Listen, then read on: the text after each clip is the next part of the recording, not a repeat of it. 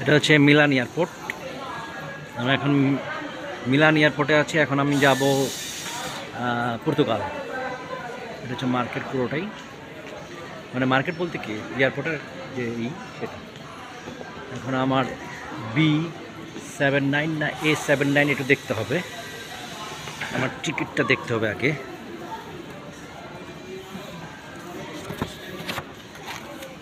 টিকিটটা দেখতে হবে, এটা টিকিট আমার, এটা দেখার জন্য আমার একটু হেল্প লাগবে।